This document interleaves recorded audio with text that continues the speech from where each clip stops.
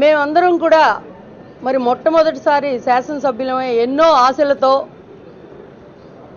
ప్రజల సమస్యల్ని అసెంబ్లీలో మా గొంతు ద్వారా ప్రతిపక్షం గొంతు వినిపించి ఆ సమస్యలకి పరిష్కారం మరి అసెంబ్లీ ద్వారా శాసనసభ ద్వారా పరిష్కారం అయ్యే విధంగా మేము కృషి చేయాలని చెప్పి ఎన్నో ఆశలతో ప్రజలు మమ్మల్ని ఓట్లు వేసి గెలిపించి మమ్మల్ని ఇక్కడికి పంపించారు. వాళ్ళ పక్షాన పోరాటానికి మేమందరం వచ్చాం.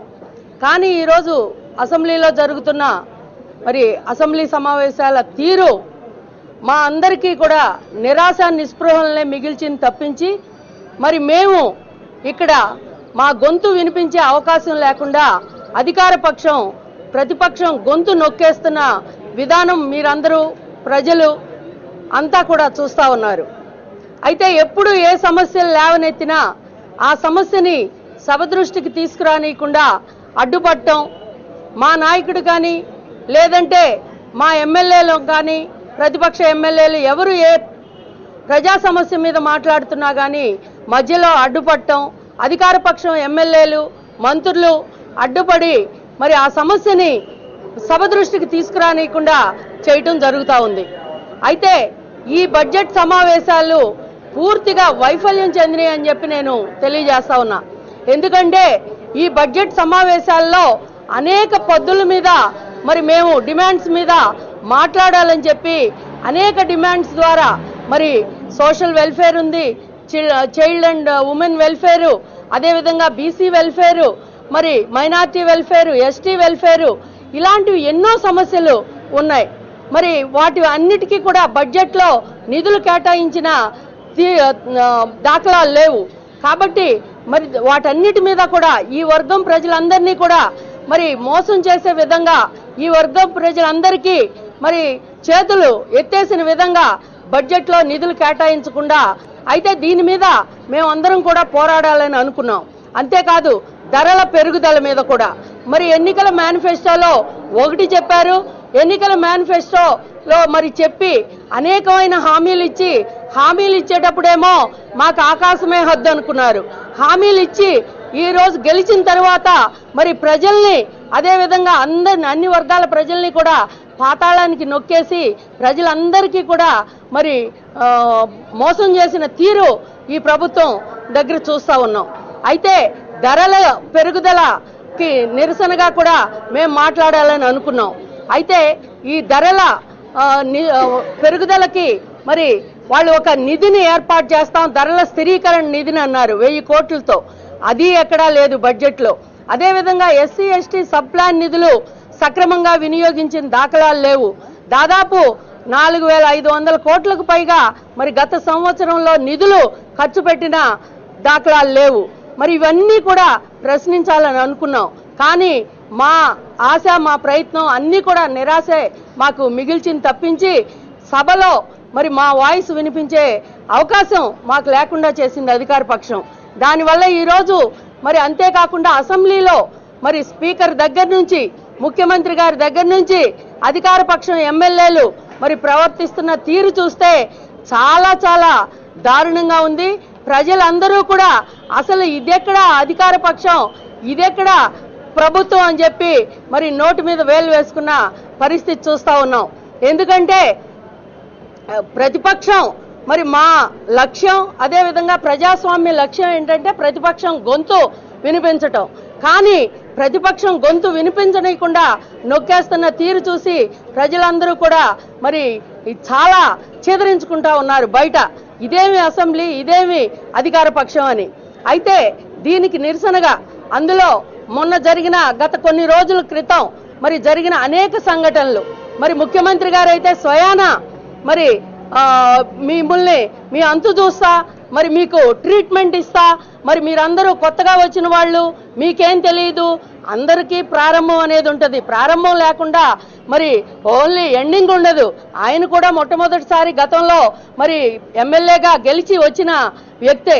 మరి మాకు కూడా మేము మొట్టమొదటిసారి గెలిచినప్పటికీ మరి మాకు అవగాహన ఉంటుంది, అన్ని అంశాల మీద అన్ని విషయాల మీద కూడా అవగాహన ఉంటుంది. అయితే మాకేమీ అవగాహన లేకుండా మేము మాట్లాడుతున్నామని, మమ్మల్ని మాకు ట్రీట్మెంట్ ఇస్తామని, పిచ్చి పిచ్చిగా ఉందా, పిచ్చి వేషాలు వేయమాకండని మరి అసెంబ్లీ సాక్షిగా మమ్మల్ని బెదిరించడం మీడియాలో కూడా అందరూ చూశారు, ప్రజలు చూశారు, మీడియాలో కూడా వచ్చింది. అయితే స్పీకర్ గారు మరి అంతేకాకుండా బోండా ఉమామహేశ్వరరావు గారు తెలుగుదేశం పార్టీ ఎమ్మెల్యే, ఆయన అయితే స్వయాన అసెంబ్లీలో ఈ అసెంబ్లీ సాక్షిగా స్పీకర్ గారి సాక్షిగా ఇక్కడే ఈ అసెంబ్లీలోనే నిన్ను పాతేస్తా అని చెప్పటం, మరి అంతేకాకుండా పరుష పదజాలం మరి అన్పార్లమెంటరీ లాంగ్వేజ్ ఉపయోగించడం కూడా చూసాం. అయితే వాళ్ళు మాట్లాడింది వాళ్ళ వాయిస్ లేకుండా అది మ్యూట్ చేసి ఓన్లీ వాళ్ళని చూపించటం, అదేవిధంగా మరి మా వైపు నుంచి మాట్లాడిన ఎమ్మెల్యేలు రోజా గారు కానివ్వండి, నాని గారు కానివ్వండి, వాళ్ళదేమో ఓన్లీ వాళ్ళ యాక్షన్స్ చూపించి వాళ్ళ ఇష్టం వచ్చినట్టు దాన్ని ఇంటర్ప్రిట్ చేసుకుని మరి లేనిపోని అభాండాలు ఆరోపణలు వేయటం, అంతేకాకుండా మరి ఎస్సీ మంత్రుల్ని అదేవిధంగా బీసీ మంత్రుల్ని మరి మా ఎమ్మెల్యేలు వాళ్ళని అవమానపరిచినట్టుగా వాళ్ళని మరి దూషించినట్టుగా మీడియాలో చెప్పటం, మరి వాళ్ళకు కావలసిన క్లిప్పింగ్స్ మాత్రమే తీసుకుని మొత్తం ఎడిట్ చేసి వాళ్ళకి ఏవైతే ఉపయోగపడతాయి అనుకున్నారో అవి మాత్రమే చూపించి దాన్ని వాళ్ళకి ఇష్టం వచ్చినట్టు ఇంటర్ప్రిట్ చేసుకుని మరి మీడియాలో చూపించటం, ఇవన్నీ చూస్తూ ఉంటే చాలా చాలా దారుణం, నీచాతి నీచం, నీచ రాజకీయాలకి దిగజారుడు రాజకీయాలకి పాల్పడతా ఉంది ఈ అధికార పార్టీ. దీనికి మరి మేము కూడా మరి రెడీగా ఉన్నాం. మమ్మల్ని ఎస్సీ ఎస్టీ ఎమ్మెల్యేలని 420లని, అదేవిధంగా మీ నాయకుడు 420, మీ నాయకుడు నాయకత్వంలో పనిచేస్తున్న ఎమ్మెల్యేలు మీరందరూ 420 అని చెప్పి మమ్మల్ని దూషించి అవమానపరిచినందుకు నిరసనగా ఈరోజు మేము కూడా మరి ఎస్సీ ఎస్టీ అట్రాసిటీస్ కేసులు పెట్టాలని అనుకుంటా ఉన్నాం. ఖచ్చితంగా మమ్మల్ని ఎవరైతే అవమానపరిచారో ముఖ్యమంత్రి గారు కానివ్వండి, అదేవిధంగా మరి బోండా ఉమామహేశ్వరరావు గారు కానివ్వండి, అందరి మీద కూడా మమ్మల్ని అవమానపరిచిన ప్రతి ఒక్కరి మీద కూడా మేము కూడా మరి ఎస్సీ ఎస్టీ కేసులు పెడుతున్నాం. పెట్టి మమ్మల్ని అవమానపరిచినందుకు మరి మేము వాళ్ళ దగ్గర నుంచి మరి వాళ్ళ మీద చర్యలు తీసుకోవాలని చెప్పి స్పీకర్ని కూడా డిమాండ్ చేస్తాం. అయితే స్పీకర్ సాక్షిగా బోండా ఉమామహేశ్వరరావు గారు కానీ, తెలుగుదేశం పార్టీ ఎమ్మెల్యేలు కానీ అనేకమైన మరి అన్పార్లమెంటరీ లాంగ్వేజ్ వాడినప్పుడు మరి వాళ్ళని ఆయన మరి రికార్డెడ్ గా ఉంది ఆయన దగ్గర, ఆయన సమక్షంలో ఆయన సాక్షిగా అసెంబ్లీలో మాట్లాడితే వాళ్ళ మీద ఇంతవరకు ఎలాంటి యాక్షన్ తీసుకోవాలా, ఎలాంటి చర్యలు తీసుకోవాలా. మరి మా ఎమ్మెల్యేలు 8 మంది కేవలం పోడియం దగ్గరికి వెళ్ళి మా నాయకుడికి ఇంకొక కొద్దిగా టైం ఇవ్వండి, ఒక 60 నిమిషాలు చాలదు, ఎందుకంటే మా నాయకుడు బడ్జెట్ మీద మాట్లాడాలి అనుకున్నప్పుడు అనేక మంది మధ్యలో వచ్చి ఇంటరప్ట్ చేశారు. ఇంటరప్ట్ చేయటం వల్ల ఆయన 20 నిమిషాల నుంచి 25 నిమిషాలు లూజ్ అయ్యారు. కాబట్టి మరి ఆ టైము ఇంకా ఇవ్వండి, ఇంకొక అరగంట ఇవ్వండి అని చెప్పి కేవలం అభ్యర్థించడం కోసం స్పీకర్ పోడియం దగ్గరికి వెళ్ళి స్పీకర్ గారితో మాట్లాడితే వాళ్ళని సస్పెండ్ చేశారు. మరి ఆయన కళ్ళ ముందే ఈ రకమైన అన్పార్లమెంటరీ లాంగ్వేజ్ వాడిన తెలుగుదేశం పార్టీ ఎమ్మెల్యేలని, తెలుగుదేశం పార్టీ మంత్రుల్ని ఎందుకు వాళ్ళ మీద మీరు చర్యలు తీసుకోలేదని చెప్పి మేము స్పీకర్ గారిని ప్రశ్నిస్తా ఉన్నాం. మీరు నిజంగా నిజాయితీ గల స్పీకర్ అయితే ఖచ్చితంగా వాళ్ళ మీద కూడా మీరు చర్యలు తీసుకోవాలని చెప్పి మేము డిమాండ్ చేస్తా ఉన్నాం. స్పీకర్ అనే వ్యక్తి ఒక పార్టీకి చెందిన వ్యక్తిగా ఉండకూడదు.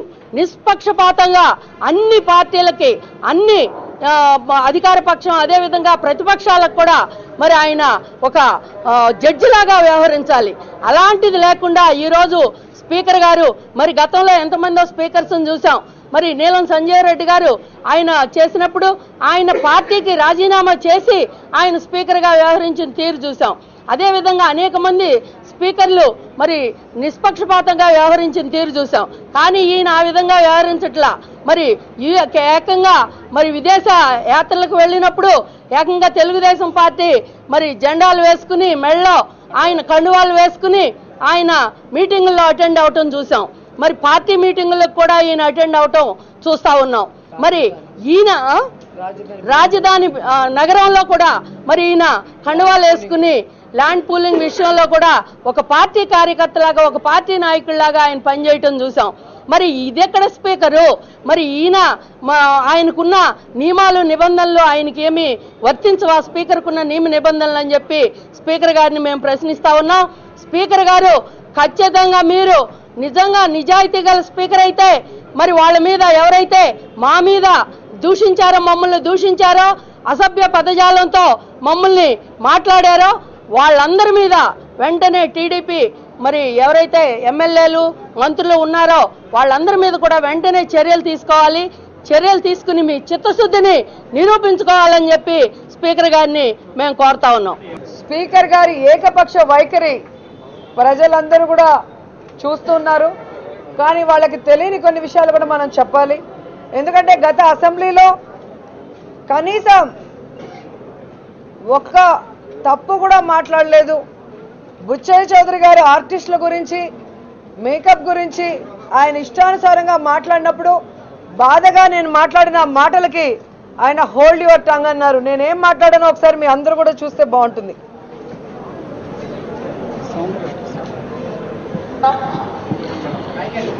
ఈరోజు శాసనసభలో శాసనసభ్యులు మాట్లాడే మాటలు చూస్తుంటే సభ్య సమాజం తలదించుకుని ఈరోజు నా పేరు మెన్షన్ చేసి మాట్లాడుతున్నారు అధ్యక్ష. ఆ మాట్లాడుతున్న వాళ్ళు ఒక కళాకారుడు స్థాపించిన పార్టీలో ఉన్నారు అధ్యక్ష. ఇది నన్ను మాత్రమే కాదు, ఎన్టీ రామారావు గారిని, బాలకృష్ణ గారిని కూడా అవమానించినట్టు అనేది వాళ్ళు గుర్తుంచుకోవాల్సిన అవసరం ఉంది అధ్యక్ష. రెండవది అధ్యక్ష, మన అసెంబ్లీ రూల్స్ ప్రొసీజర్ ప్రకారం సభలో లేని వ్యక్తులు మాట్లాడకూడదని ఎన్నిసార్లు చెప్పినా చనిపోయిన దివంగత నేత రాజశేఖర రెడ్డి గారి గురించి ఈ రోజు వాళ్ళు మాట్లాడుతున్న దిగజారుడు మాటలు చూస్తుంటే చాలా బాధాకరంగా ఉంది. మరి స్పీకర్ గా మీరు కూడా వాటిని ఖండించకపోవడం చాలా బాధాకరంగా ఉంది అధ్యక్ష.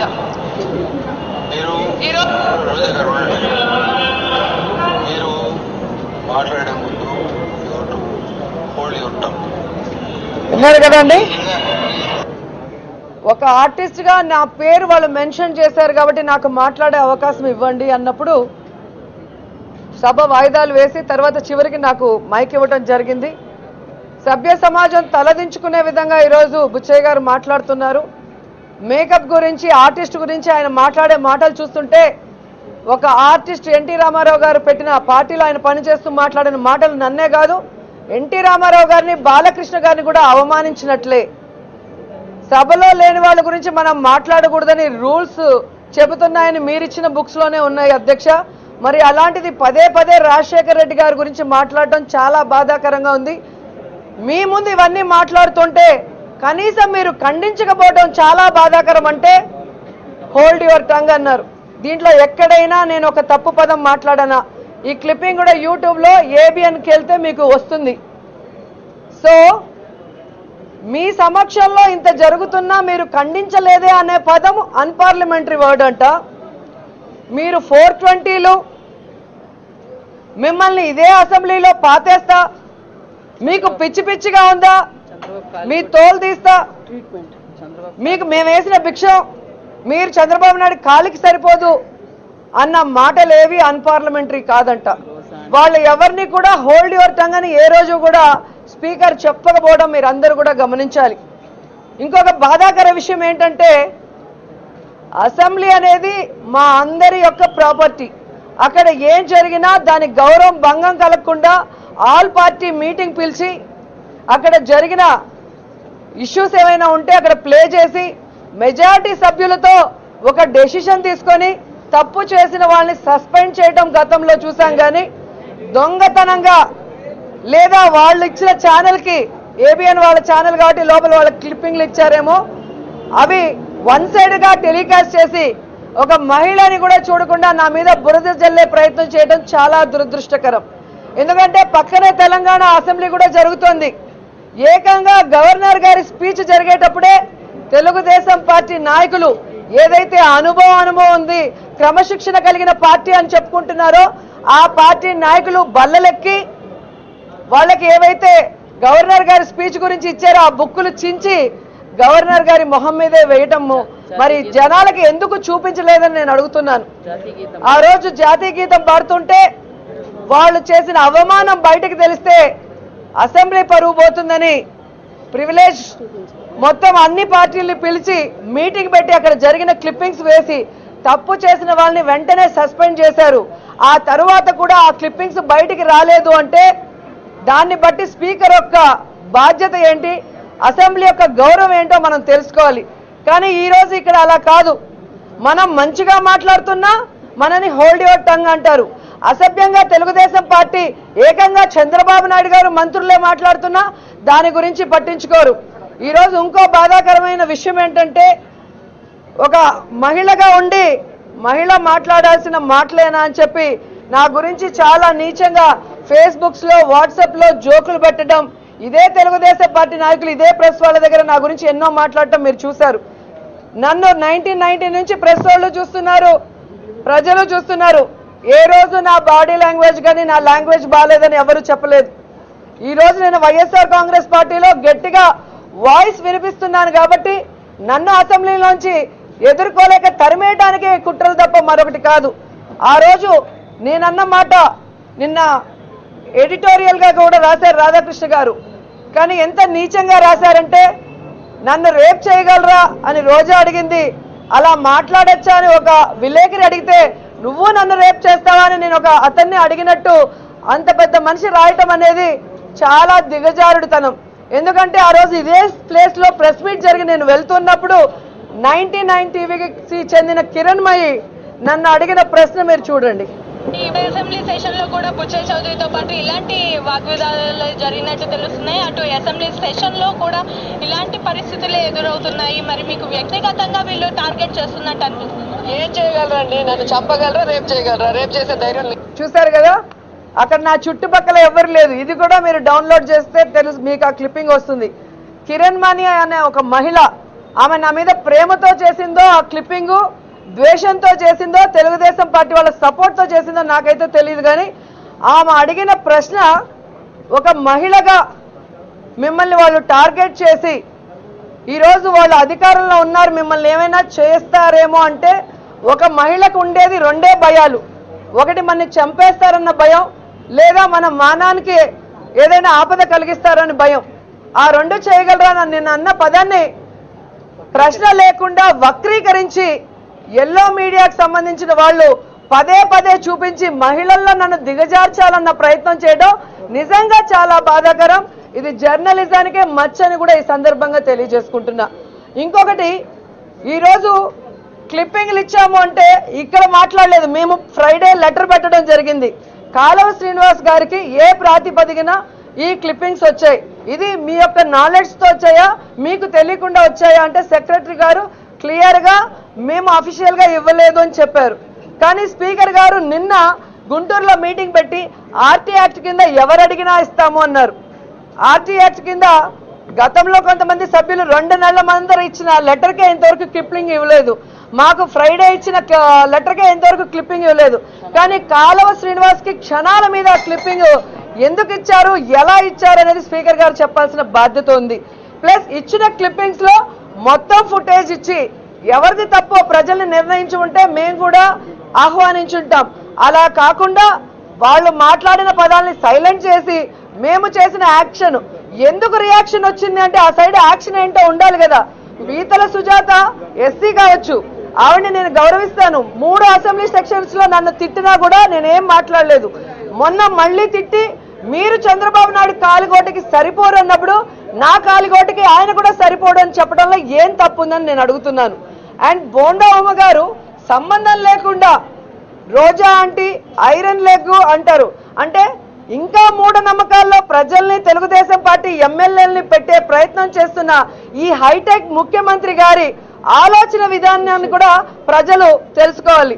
హైటెక్ హైటెక్ అని ఒక సైడ్ అంటూనే ఒక సైడ్ మూఢనమ్మకాల్ని ప్రజల మీద రుద్దాలన్న ప్రయత్నం ఎంతవరకు సమంజసం అని నేను అడుగుతున్నాను. ఈరోజు జగన్ గారు కొత్త అబ్బాయి, ఫస్ట్ టైం వచ్చాడు, అనుభవం లేదు అంటారు. ఈరోజు అనుభవం లేకపోయినా జగన్ గారు ఏదైతే చెప్పారో అడుగు అడుగున అదే జరుగుతుంది. ఈ రాష్ట్ర విభజన జరగకూడదు, విభజన జరిగితే నష్టపోతాం, అభివృద్ధిలో 4వ ప్లేస్ లో ఉన్న మనం 13వ ప్లేస్ కు పడిపోతామని ఎన్నోసార్లు చెప్పారు. కానీ పట్టించుకోలేదు. నాకు అనుభవం ఉంది, నేను తీర్చిదిద్దుతాను, అభివృద్ధిలోకి తెస్తాను అన్నారు. కానీ ఈ రోజు ప్రతి ఒక్క బడ్జెట్ లో మీరు చూస్తే కేటాయింపుల్లో కోత. ఏమంటే రాష్ట్రం విడిపోయింది, నష్టాల్లో ఉంది అంటారు. అనుభవం తెలిసిన వాళ్ళకి రాష్ట్రం విడిపోతే నష్టాల్లో ఉంటుందని తెలీదా అండి?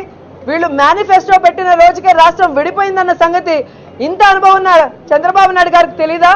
ఈ రోజు నేను చెప్తున్నాను, మా నాయకుడు అసెంబ్లీకి కొత్త కావచ్చు కానీ ప్రజా సమస్యలకి కొత్త కాదు. ఈ పార్టీ రాజశేఖర్ రెడ్డి గారి ఆశయాలకి అనుగుణంగా పెట్టిన పార్టీ. రాజన్న పరిపాలన తెస్తామని చెప్పి ప్రజల్లోకి మేము వెళ్ళాం. కానీ మీరు చంద్రన్న పరిపాలన తెస్తానని ఏ రోజైనా జనాల్లోకి వెళ్ళారా? పవన్ కళ్యాణ్ గారిని పట్టుకొని ఆయనతో ప్రచారం చేయించుకున్నారు, మోడీ గారి క్రేజ్తో ప్రచారం చేయించుకున్నారు, రైతులకి రుణమాఫీ అన్నారు, నిరుద్యోగులకి ఇంటింటికి ఉద్యోగం అని చెప్పి లేనిపోని కట్టుకథలు అల్లి తప్పుడు వాగ్దానాలు చేసి మీరు అధికారంలోకి వచ్చారు. అప్పుడు కూడా జగన్ గారు తన పార్టీ, తన జెండా, తన అజెండాతో జనాల్లోకి వెళ్ళి 67 మంది ఎమ్మెల్యేలను గెలిపించుకొని అసెంబ్లీలోకి వచ్చారే కానీ మీలాగా పార్టీ నీది కాదు, జెండా నీది కాదు, అజెండా నీది కాదు. ఎన్టీ రామారావు గారు పెట్టిన పార్టీ సమైక్యాంధ్ర పార్టీ. ఎన్టీఆర్ గారు పెట్టిన పార్టీలో విధి విధానాలు ఏంటండి? 2 రూపాయల కిలో బియ్యం ఇవ్వాలి, ప్రతి పేదవాడు కడుపు నిండా తినాలి, ప్రతి పేదవాడికి ఇల్లు ఇవ్వాలి, ప్రతి మహిళ సాధికారత కోసం కృషి చేయాలని ఎన్నో మంచి కార్యక్రమాలు పెడితే 2 రూపాయల కిలో బియ్యం ఎత్తేసావు. బెల్ట్ షాపుల్ని వీధిలోకి తీసుకొచ్చి మద్యపాన నిషేధానికే గండి కొట్టావు. మహిళా సాధికారత దేవుడెరుగు, కనీస అసెంబ్లీలో మహిళలకి గౌరవం ఇచ్చే పరిస్థితి కూడా చంద్రబాబు నాయుడు గారికి లేకపోవటం. నిజంగా చంద్రబాబు నాయుడు గారికి దమ్ముంటే జగన్ లాగా తన సొంత పార్టీ పెట్టుకొని, తన సొంత జెండా వేసుకొని, తన సొంత అజెండాతో జనాల్లోకి వెళ్తే కనీసం వార్డు మెంబర్ అయినా గెలుస్తాడని నేను సవాల్ విసురుతున్నాను. ఈ రోజు చంద్రబాబు నాయుడు సొంత ఊరైన మరి చంద్రగిరిలో ఈ రోజు ప్రజలు ఎందుకు చెవిరెడ్డి గారిని గెలిపించారు? చంద్రబాబు నాయుడు గారి గురించి తెలుసు కాబట్టి ఆయనకి ఓట్లేరు, ఆ పార్టీ వాళ్ళకి ఓట్లేరు కాబట్టి. అలాగే ఎన్టీఆర్ గారు సొంత ఊరైన మరి కృష్ణా జిల్లాలో ఈ రోజు గెలిచింది ఎవరయ్యా? కొడాలి నాన్నగారు. అంటే రాజన్న పరిపాలన ఎన్టీ రామారావు గారి పరిపాలన లాగా ఉంది కాబట్టి నిజమైన ఎన్టీఆర్ అభిమానులందరూ కూడా మరి రాజశేఖర్ రెడ్డి ఆశయాలకు అనుగుణంగా ఉన్న వైఎస్ఆర్ కాంగ్రెస్ పార్టీ ఎమ్మెల్యేలనే గెలిపించారు. ఆ విషయాన్ని చంద్రబాబు నాయుడు గారు తెలుసుకొని ఇకనైనా ప్రజా సమస్యల్ని డిస్కస్ చేసే విధంగా మరి వాళ్ళకి ప్రతిపక్షానికి బాధ్యత కాబట్టి అవకాశం ఇవ్వాలే గాని ఒకరు లేచి నించోగానే 4 లేచి నించొని వాళ్ళని ఇష్టం వచ్చినట్టు తిడుతూ అధికారం మా చేతిలో ఉంది కాబట్టి మా ఇష్టానికి మేము ఆడతామంటే ఇది ప్రజాస్వామ్య దేశం. ఇక్కడ అవన్నీ కూడా కుదరవు. ఖచ్చితంగా ఈ రోజు స్పీకరు తన పదవికి మచ్చ తెచ్చే విధంగా బిహేవ్ చేస్తున్నారు. ఈ రోజు నాదెండ్ల భాస్కర్ గారు స్పీకర్ గా ఉన్నారు, సురేష్ రెడ్డి గారు ఉన్నారు, అంతకుముందు పెద్ద వాళ్ళందరూ కూడా ఉన్నారు. అందరూ కూడా సభ మొత్తానికి స్పీకర్ గా వ్యవహరించారే గాని ఈ కోడెల శివప్రసాద్ గారు లాగా ఆయన పార్టీ కార్యకర్త లాగా హోల్డ్ యువర్ టంగ్ అంటారు, యూ కాంట్ స్పీక్ అంటారు. ఆయన ఇష్టానికి మాట్లాడి ఈ రోజు ఆయన సాక్షిగా మరి తప్పుడు మాటలు మాట్లాడిన వాళ్ళ మీద ఎటువంటి చర్యలు తీసుకోకుండా ఈ రోజు నన్ను ఎదుర్కోలేక తమకి ఛానల్ అండగా ఉన్నాయి కదా అని ఒక్కసారి అన్న ఏదైతే నా కాలుగోటికి సరిపోదన్న నాది 100 సార్లు రీప్లే చేసి వాళ్ళు దానికి డబ్బింగ్ వేసుకొని నన్ను ఎలాగైనా సస్పెండ్ చేయాలని ఇంకా కూడా వెన్నుపోటు రాజకీయాలు చేయడం చాలా బాధాకరం. ఈరోజు రాధాకృష్ణ గారు కానివ్వండి, మరి బుచ్చయ్య చౌదరి గారు కానివ్వండి, మరి ముద్దుకృష్ణనాయుడు గారు కానివ్వండి, ఎవరైనా కూడా ఎన్టీఆర్ గారితో ఉన్నవాళ్ళు పదవుల కోసం ఎన్టీఆర్ ని వెన్నుపోటు పొడిచిన చంద్రబాబు నాయుడుతో జత కలిసి ఈ రోజు మా మీద బురద చల్లడానికి ప్రయత్నిస్తున్నారే గాని నిజమైన ఎన్టీఆర్ అభిమానులు వాళ్ళైతే ఈ రోజు ఎన్టీఆర్ గారి చావుకి డైరెక్ట్ గానో ఇండైరెక్ట్ గా కారణమైన చంద్రబాబు నాయుడుతో వాళ్ళు జత కలిపి ఒక మహిళని చూడకుండా నా మీద నిందలు వేసేవాళ్ళు కాదని కూడా ఈ సందర్భంగా తెలియజేసుకుంటున్నాను. సో మమ్మల్నే కాకుండా ఎస్సీలని ఎస్టీలని కూడా ఈ 420లు ఈ పశువుల మనుషుల మీకు పిచ్చిగా ఉందా మీ అంత చూస్తామన్నా మరి చంద్రబాబు నాయుడు మీద బోండా ఉమామహేశ్వర గారి మీద మా ఎమ్మెల్యేలు అందరూ కూడా ఎస్సీ ఎస్టీ కేసు నమోదు చేయబోతున్నాం. శాసనసభ అంటే కుల రాజకీయాలకు ఒక వేదికలాగా ఈరోజు అధికార పార్టీ మార్చేసిందని భావిస్తున్నాం. ఎందుకంటే ఒక చర్చ జరిగినప్పుడు చర్చ పరంగా ఎదుర్కోలేక ఈరోజు కులపరంగా ఎస్సీ మంత్రుల్ని ఎస్సీ మహిళల్ని ముందు పెట్టి లేనిపోని నిందలు వేస్తూ వ్యక్తిగత దూషణలు చేస్తూ ఈరోజు మా ఎస్సీ ఎస్టీల్ని వినియోగించుకుంటున్నారు ఈరోజు అధికార పార్టీ. అలాంటి అధికార పార్టీ మీద చంద్రబాబు గారు ఆ రోజు మీరందరూ చూశారు, మీ అంతు తేలుస్తామని అంటే ఒక ఎస్సీ గిరిజన మహిళల మీద మా అంతు తేలుస్తారా? చంద్రబాబు నాయుడు అంటే వాళ్ళ పార్టీ వాళ్ళకి, ముఖ్యమంత్రి అయితే అధికారులకి గొప్పేమో కానీ మాకు కాదు. మమ్మల్ని ఆయన నిర్దేశించాల్సిన అవసరం లేదు. అలాగే బొండా ఉమ్మగారు ఆయన 420లని పాతేస్తామని అంటే మేము రాజ్యాంగంలో ఈరోజు మా అంబేద్కర్ గారు మాకు ఒక గొప్ప స్థానాన్ని కల్పించారు. మా స్థానాల్లో ఒక ఎస్సీ ఎస్టీకి ఒక ప్రత్యేక స్థానం పెట్టి ఇంత గొప్ప శాసనసభకి మేము మా ప్రజలు ఎన్నుకొని ఎంతో అత్యధిక మెజారిటీతో గెలిపించి పంపిస్తే వీళ్ళ చేత ఇలాంటి లేనిపోని దూషణలు చేయించుకోవడానికి మేము ఈ సభకు వచ్చాం. పైగా ఇన్ని రోజుల ఈ సభలో ఎక్కడా కూడా దళిత గిరిజన సంక్షేమాల గురించి ఎక్కడ ఎవరు మాట్లాడింది లేదు. మేము మాట్లాడతామని కనీసం 0 అవర్లోనైనా ప్రశ్నోత్తరాలైనా మాట్లాడతామని చెయ్యెత్తిన సప్లిమెంటరీ అడుగుతున్నా సరే ఈ స్పీకర్ గారు ఎక్కడా కూడా మాకు ఇచ్చేది లేదు. వారికి నచ్చిన వ్యక్తులకి వాళ్ళ పార్టీ వాళ్ళకి ఒక వ్యక్తికి మాకు ఇక్కడ ఇస్తే అక్కడ నలుగురికి ఇచ్చి తిట్టించడమే. అడ్డదిడ్డంగా అస్తవ్యస్తంగా ఒక సభని సాంప్రదాయబద్ధంగా కాకుండా ఒక ఆర్డర్ లేకోకుండా పెట్టి ఈ రోజు వ్యక్తిగత దూషణలకు కారకులయ్యారు. నిజంగా చెప్తున్నాం, ఇదే సభ ఇదే చంద్రబాబు నాయుడు మహిళలకు సాధికారత సాధిస్తానన్నాడు. మహిళా సాధికారత అంటే ఆయనకు తెలుసా అని మేము ప్రశ్నిస్తున్నాం. ముఖ్యంగా గిరిజన ప్రాంతాల్లో గిరిజన మహిళలం, డ్వాక్రాల్లో ఉన్న మహిళలం, అంగన్వాడీలో ఉన్న మహిళలం ఆ రోజు ఇక్కడ వచ్చిన హైదరాబాద్కు వస్తే దారుణంగా కొట్టించాడు. అలాంటి వ్యక్తి గురించి మేము మాట్లాడితే ఈరోజు సభలో అటువంటివి చర్చకి రానివ్వరు. మేము ప్లేకార్డ్స్ పెట్టుకొని ఆందోళన చేసి ప్రజల పక్షాన పోరాటం చేస్తే అవి బయటికి రానివ్వరు.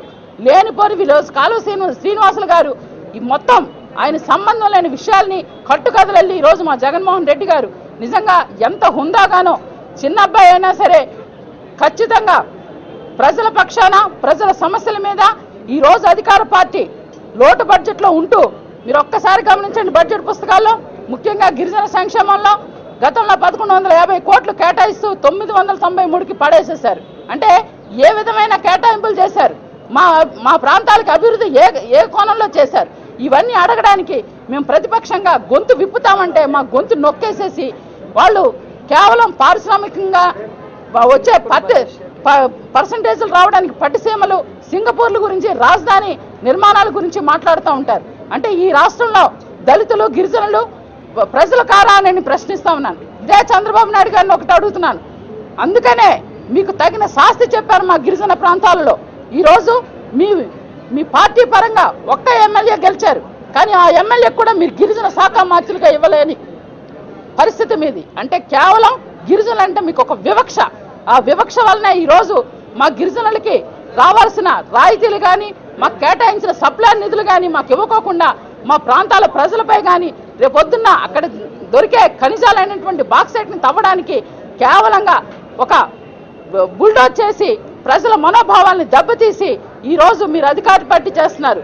దీనికి పరిష్కారం తప్పకుండా వస్తుంది. ఎందుకంటే అప్పట్లో కాంగ్రెస్ ప్రభుత్వం సమయకాంధ్రగా ఉండాలని మేము పోరాటం చేసినప్పుడు కాదుకూడదని రాష్ట్రాన్ని 2గా విడదీసేసింది. అలాంటి సమయంలో ఈరోజు కాంగ్రెస్ తుడిచిపెట్టుకోపోయింది. అలాంటి దుస్థితే రేపొద్దున్న తెలుగుదేశం రాబోతుందని చెప్పేసి మేము హెచ్చరిస్తున్నాం. వద్దు, ప్రజలకి కావలసిన అవసరాలని, ప్రజలకు కావలసిన మీరు ఏదైతే హామీలు ఇచ్చారో ఆ హామీల్ని ఖచ్చితంగా మీరు నెరవేర్చాల్సిన బాధ్యత మీ మీద ఉంది. ఆ బాధ్యతని మేము ప్రధాన ప్రతిపక్షంగా మేము తెలియజేస్తున్నాం. ఇక ముఖ్యంగా నిజంగా ఇక్కడ మహిళలుగా వైఎస్ఆర్ కాంగ్రెస్ పార్టీలో గిరిజన ప్రాంతాల నుంచి 4 మహిళా ఎమ్మెల్యేలు ఉన్నాం, ఒక ఎస్సీ ఎమ్మెల్యే, అలాగే అగ్రకులాలకు చెందినటువంటి 2 ఎమ్మెల్యేలు. అందరం కూడా ఒక యూనిటీగా ఏదైనా ప్రజా పోరాటాలు చేసినా మా నాయకుడు ఏదైనా సబ్జెక్టు మీద మాట్లాడమనన్నా చాలా చక్కగా మేము కొత్త ఎమ్మెల్యేలైన ఒక అవగాహన చేసుకొని మేము ప్రజలకు చెప్పాలని ఒక ఉద్దేశంతోనే మేము కలిసికట్టుగా ఉంటే మీరు ఒక్కసారి గమనించండి. రోజా గారి మీద కేవలం తన గొంతు గట్టిగా వాయిస్ వినిపిస్తున్నారన్న కారణంగానే తన మీద టార్గెట్ పెట్టారు. ఈ రోజు మేము చెప్తున్నామండి, రోజా గారు అసెంబ్లీలో అడుగుపెట్టిన నుంచి వెళ్ళిపోయేదాకా కూడా ప్రతి క్షణం మేము మహిళలందరం ఒక దగ్గరే ఉంటున్నాం. ఎక్కడైనా ఒక అన్పార్లమెంటరీ పదాలు కానీ ఆమె ఎవరికైనా దూషించినట్టు కానీ చెప్తే ఖచ్చితంగా ఈ రోజు నేనైతే ఈ సభను కూడా నేను రానని నేను సవాల్ చేస్తున్నాను. ఎందుకంటే వాళ్ళు కేవలంగా ఈరోజు వాళ్ళనే మాటలకి ఖచ్చితంగా యాక్షన్కి రియాక్షన్ ఉంటుంది. ఈరోజు పీతల సుజాత గారు సంబంధం లేని విషయంలో ఆమె కలగజేసుకొని కేవలంగా రోజా గారిని టార్గెట్ పెట్టి చంద్రబాబు నాయుడు కాలి గోటికి పనికిరారంటే ఎవరు కాలి గోటికి పనికిరారండి. ప్రతి ఒక్కరికి ఆత్మాభిమానం ఉంటుంది. ఆ ఆత్మాభిమానం పరంగానే ఆమె నేనెందుకు చంద్రబాబు నాయుడే నాకు కాలి గోటికి పనికిరారని చూపించిన ఫుటేజ్ని ఈరోజు బయటపెట్టి ప్రపంచం అంతా రాష్ట్రం అంతా సోషల్ మీడియా ద్వారా చెడు చేయడానికి వాళ్ళు చేసే ప్రక్రియ చాలా దారుణం. దాన్ని మేము పూర్తిగా ఖండిస్తున్నాం. ఒక ఎస్సీ మహిళ ఉండి ఇలాంటి ఒక మహిళ మీద ఆమె చేసిన దూషణలు చాలా తప్పుగా మేము ఖండిస్తా ఉన్నాం. అలాగే బొండా ఉమ్మ గారు ఈరోజు 420లు అన్నారు. ఏంటంటే 420లు అంటే ఇక్కడ వాళ్ళకైతే గిరిజనులంటే ప్రేమ లేదు.